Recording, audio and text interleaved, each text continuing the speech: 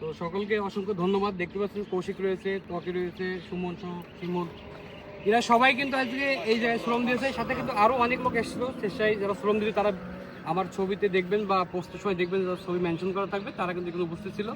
তো এটা ধন্যবাদ যে উথলি যুব সমাজ এখনো পর্যন্ত অ্যাক্টিভ আছে এবং তারা এরকম সামাজিক কাজে কিন্তু অংশগ্রহণ করে চলছে, বারবারই চলতেছে। তো এখন উথলিতে আর একটা বড় প্রকল্প আছে, সেটা হচ্ছে যে আমাদের উথলি হাই স্কুল মাঠে একটা বড় গাছ আছে, চটার গাছটা ভেঙে যাচ্ছে। তো যে আমরাও সহযোগিতা করছি, যদি স্থানীয় প্রতিনিধি এবং যারা এখানে আছে তারা যদি এই সহযোগিতাটা করে তাহলে আমাদের এই কাজটা সহজ হয়ে যাবে। কারণ ওই গাছটা সংস্করণ করতে প্রায় আমাদের প্রায় 20,000 টাকা খরচ হবে। তো 20,000 টাকা বোঝেন তো, সব বেকার যুবক ছেলেপিলে আছে এখানে। আমরা হয়তো কায়িক শ্রম দিতে পারি, কিন্তু আসলে এত বড় টাকা ইনভেস্ট করার মতো সামর্থ্য আমাদের কাছে নাই। তো জনপ্রতিনিধিরা যদি সমর্থন দেয় এবং তারা যদি সহযোগিতা করে, তো আমরা স্বেচ্ছায় শ্রম দিয়ে এই যে চটকা গাছটা আছে স্কুল মাঠের, এই গাছটা আমরা সংস্করণ করব।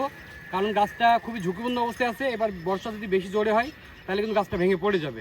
তো যারা আমার ভিডিওটা দেখছেন তারা অবশ্যই একটু চেষ্টা করবেন, কৌশিক আছে, ত্বকি আছে, সুমনরা সিটির সাথে যোগাযোগ করবেন বা স্থানীয় প্রতিনিধিরা আপনারা এটা এগিয়ে আসবেন, এসে কাজটা সংস্করণ করবেন, যাতে গাছটা বেঁচে থাকে, পরিবেশটা সুন্দর থাকে এবং উথলির যে সৌন্দর্য রয়েছে তাদের আমরা ধরে রাখতে পারি।